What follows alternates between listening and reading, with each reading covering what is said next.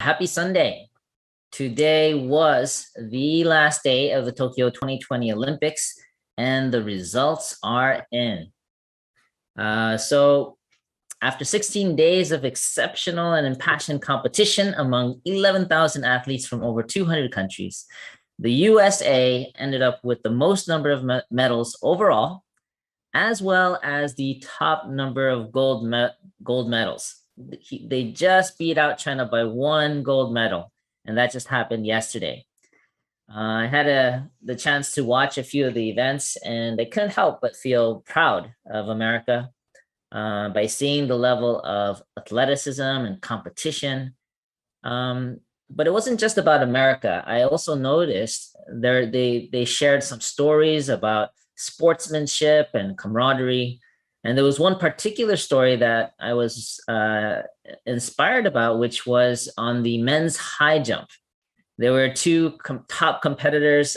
They were in the finals, and they both tried for the highest, world record for the high jump, and they both couldn't pass that. So the referee came back to them and say, "Hey, shall we drop it one level and do a kind of a runoff until one person loses?" Then one of the athletes were saying, "Can we both get gold?" And the referee was like, "Yeah, that's possible too." So then he asked the other competitor, "What do you think?" And they both agreed that they're totally fine with both getting the gold. And they celebrated, they hugged each other, and that was one of the top stories that really epitomized the spirit, the Olympic spirit of this kind of healthy competition, representing the different nations. So anyway, I think there's a lot that we can learn from the Olympics. And today I wanted to share particularly about inheriting this Olympic spirit. So let's start with going into the history of the Olympics. The ancient Olympics actually began in Greece from about the 8th century BC to the 4th century AD, and it was held every 4 years in Olympia. It was also a religious festival in honor of Zeus. One of their main highlight events was the chariot race. One other interesting fact is that there was something that was introduced called the Olympic truce, or ikchiria, which is based on an ancient Greek tradition where all conflicts were ceased during this time, 7 days before the game and also 7 days after the game. This was for practical reasons. They wanted to make sure that all the athletes, their families and pilgrims who were visiting the games could peacefully attend the events and also get home before any conflict resumed. So there was this aspect of truce or peace, a ceasefire of conflict during these games. Now, fast forward into the modern Olympics. The first modern Olympics were held in Athens, Greece in 1896. And there were about 280 participants from 12 nations. There are 43 events at that time. And the father of the modern Olympics, his name is Pierre de Coubertin. He said that the most important thing is not to win, but to take part. Which is a very interesting quote to me, that it wasn't about just competing and winning, but it was about bringing people together.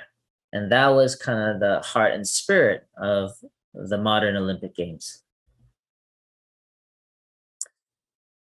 This is an image from the 1924 Games. This was when it really became kind of global, where they had 3,000 athletes from 44 nations. And as you know, the most recent games was in Tokyo 2020, where over 200 countries, 206 countries competed with 11,000 athletes representing them. One other interesting aspect about the modern Olympics is that in 1992, there was the International Olympic Committee, IOC.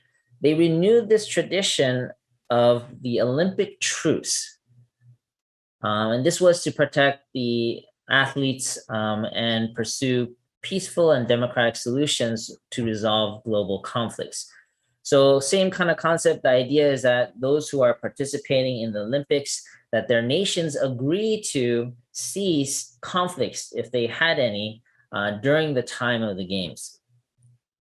And just recently, back in 2019, in the 74th General Assembly of the UN, United Nations, this resolution of the Olympic truce was applied to the Tokyo 2020 Olympics, where 186 nations decided to become co-sponsors to honor that concept of truce during the Olympic Games. So this is really amazing. I think this is a real application of this vision of the Olympics bringing people together and contributing to a peaceful world. So I wanted to think, like, I mean, I was inspired by the Olympics, but I wanted to check, like, what does, Father Moon or Mother Moon say about the Olympics? And is there any spiritual or biblical reference to the Olympics? That was what I was curious about. So I did some research. And let's read. This is a passage from Father Moon back in 2002 about the Olympics. The victorious players receive a crown of laurels, a gold medal, and a bouquet of flowers. They are congratulated with thunderous applause, and their national anthem is played as their country's flag is raised. Such a ceremony brings the height of emotion, the ultimate glory, and a celebration for us all. So what I got from this passage was that the Olympics really brings glory to not only oneself, but it brings glory to your country that you represent. And we're witnessing this feat of human potential and athleticism, and it's also a celebration altogether. It's not just about the winning nations, but it's a celebration of the human kind of excellence and also investment. Let's continue to read. There's a few more passages. In sports, there is a beautiful fragrance of friendship and love among like-minded people. The beauty of the players appears when they demonstrate sportsmanship. They must work hard, shed sweat and tears, and achieve incredible standards of skill. They must be trained in the virtues of fairness, proper order, and etiquette. So, yeah, Father Moon also recognized that the Olympics brings about this aspect of sportsmanship and friendship. And I think this is one of the parts that Father Moon was most inspired about with the Olympics, and saw the potential of what the Olympics can bring. This is actually the high jumpers, the two high jumpers, one from Italy. I forgot the other country, but in any case, it so happened that they knew each other because they were top competitors for this sport. Even I heard, I might need to verify, but I heard that one of them even attended the other person's wedding before. So like they knew each other, but they competed, and they were so happy to be able to share this gold together. So this is an amazing image that really represents what true sportsmanship could look like. Let's continue. The love of sports can transcend religious dogma and political ideology. All people can become one through sports, so sports can spread a banquet of reconciliation and peace, where the hearts of all the world's people can come together as one. I really love this quote. It consolidates this whole concept that the love of sports can really go beyond our differences, because the rules are the same. Everyone, regardless of your nationality or ethnicity or whatnot, the rules of the game is the same. So people can really see excellence beyond bias. And so sports, or the love of sports, the love of the games, can actually bring people together and even bring honor, respect, acknowledgement to other countries as well. So one more passage from Father Moon I'd like to read here. I was proud and impressed by the Olympics as a festival that lifts up the ideals of world peace and harmony. The sight of Americans, Russians, and Chinese, East Germans and West Germans, people from all nations joined hand in hands, thrilled our hearts. I think it thrilled God's heart too, for this represents the ideal of world peace and unity that we all hope for and that God is striving to realize through us. So one thing Father Moon always brings into anything and everything that he does is God. So he definitely mentioned here that, Olympics is not just something that brings excitement and hope to all people, but it actually brings hope to God. That when God sees all people coming together for whatever purpose, but in peace, this really stimulates God's heart and gives hope for us eventually creating this unified, peaceful world. So one interesting thing is that from the 1988 Olympics, which was hosted by Seoul, Korea, Father Moon initiated a program called the World Culture Sports Fest in 1992. And the idea was really elevating, or on top of the same spirit of the Olympic spirit of bringing nations together through sports, it was also really emphasizing bringing spirituality, God, and a moral kind of compass as part of the games. So that was initiated and continued for a few years.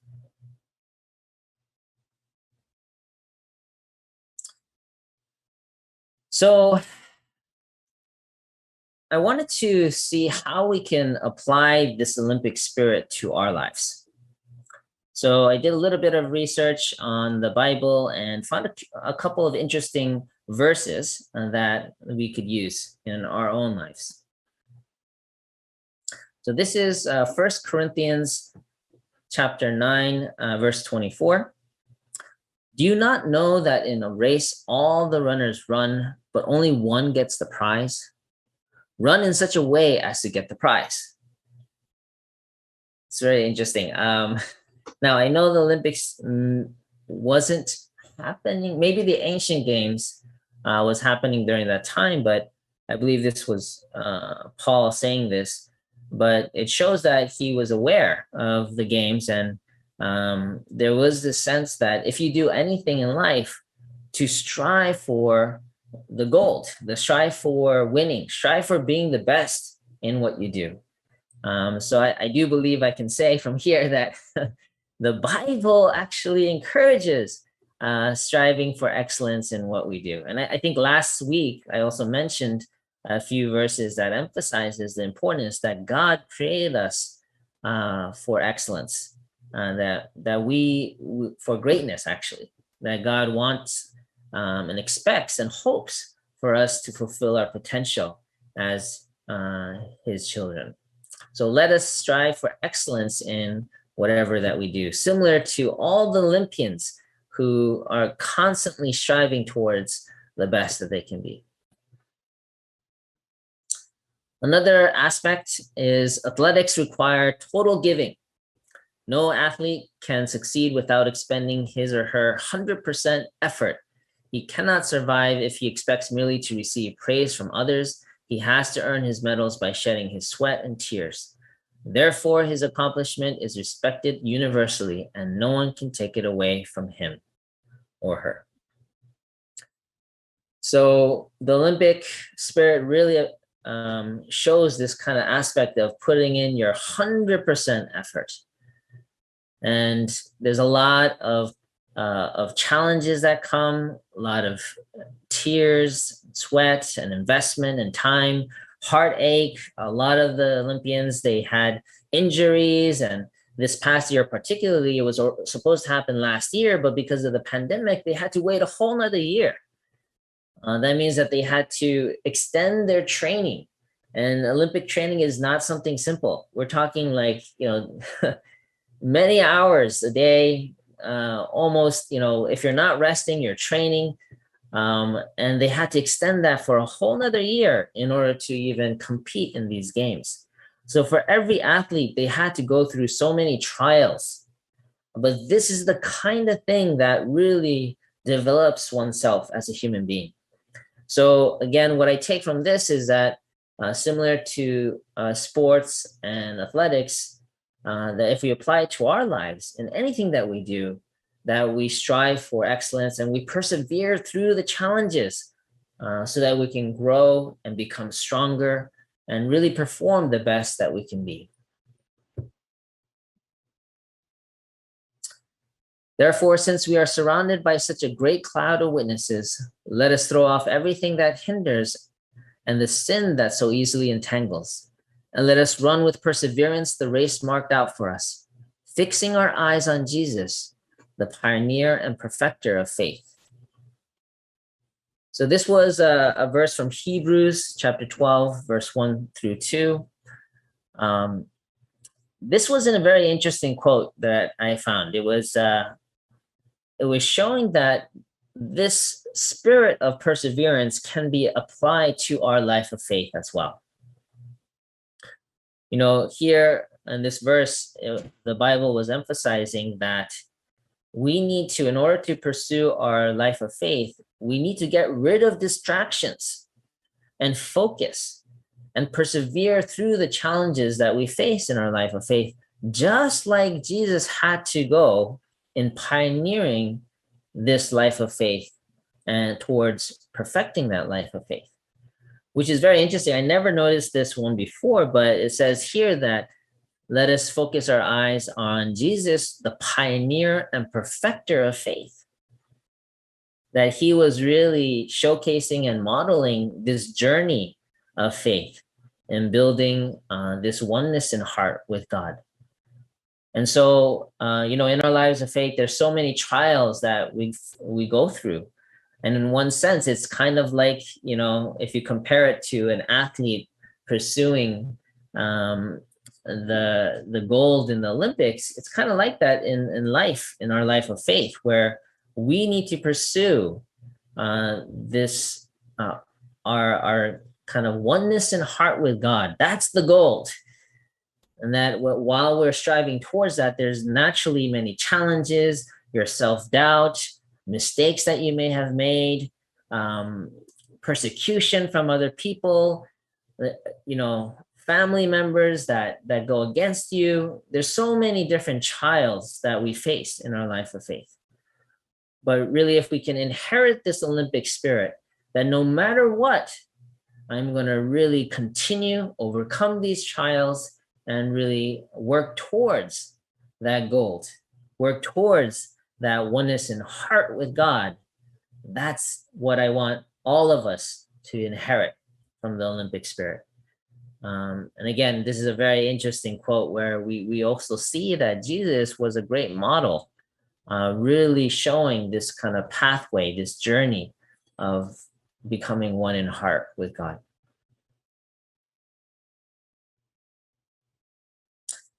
And this is a quote from Mother Moon, from her memoir, Mother of Peace. We need to set good goals and know who to partner with to achieve them. So this was I thought was a great quote that shows that we should partner with like-minded individuals and organizations that share our values and work together towards our common goals. There's some events like Parents' Day that honor parents. This is a great kind of event to partner with other organizations around. There's also Peace Road that's been happening recently. This is the vision behind that is really connecting all the roads of the world to represent global unity, and that we really make effort to show that we can come together as one.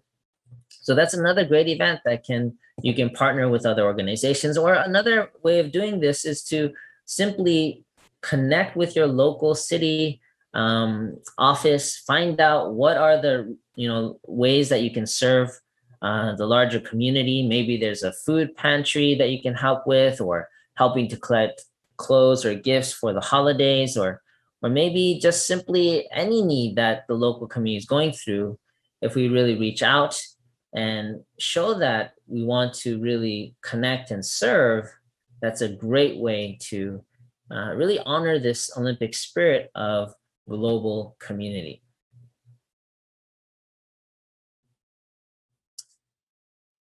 So, one challenge in striving for excellence, I heard this from a few people, is that, sometimes when you are trying to be the best, then you can fall into the trap of becoming arrogant or conceited, or, looking or thinking that I'm better than others. How do you actually maintain humility while striving for the best? This is a one challenge that I notice some of us are facing. So, I would say that, yeah, I guess I have some experience with this. I've always had ambition growing up. I think, yeah, as far as I can remember. Um, but I know that over time that I found myself maturing in my motivation behind my ambition. So, one example is back in 2008, I wanted to uh, be the CARP president. I had, right after college, I went full-time staff for CARP, and they were looking for a successor, like someone who can be the new and next CARP president. And that was a position at that time I felt like I was the most qualified, and that, I deserved that role, but someone else was chosen. And I was kind of disappointed, kind of upset. Um, but interestingly enough, that didn't work out. And then for a time being, CARP was actually closed down for a good 6 months or so.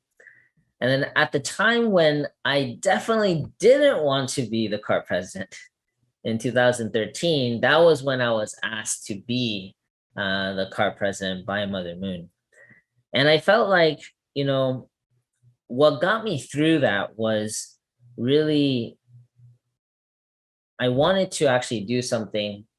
Well, one was it was hard to say no to Mother Moon, but I really felt like I wanted to support her in her request and in her vision and her mission. So it wasn't about me anymore. It was about how can I really attend and support Mother Moon in her vision. And I realized that it was only by having this higher motivation beyond myself, my own ambitions, that I would be able to go through the different trials that came in having to rebuild CARP from scratch. CARP stands for the Collegiate Association for the Research of Principle. It's the kind of the campus ministry of our family federation and our Heavenly Parents Holy Community. So I think the key or the secret to maintaining humility while striving for the best is to really think about what this is for beyond yourself. So basically aligning your motivation to a higher purpose, like maybe your family, or in the case of the Olympics, you're doing it representing your country. Or ultimately, you're doing this to really liberate the heart of God or represent our blessed families. So when we think about a higher motivation in everything that we do, then that really keeps us humble. So the real tip to maintaining humility while striving for the best is always remember that you are representing God, our true parents, and our blessed family community, that it's beyond just yourself, but you're doing this for the sake of our community. So that has served me well, and I hope that people can remember that point when, as they strive for the best, that we are representing our community, our Heavenly Parents Holy Community, our Heavenly Parent God, as well as our true parents in everything that we do. So in conclusion, let us learn from the Olympics and inherit this Olympic spirit by striving for excellence in all that we do, persevering through all the challenges that we may face, and knowing that we represent our community in everything that we do. And finally, by working together with others in partnership so that we can contribute to the joy and peace in our neighborhoods and beyond. So may God bless you. I hope you're able to gain something, and I hope that we can really remember, celebrate, and be proud of our Heavenly Parents' holy community. God bless you, and have a great week.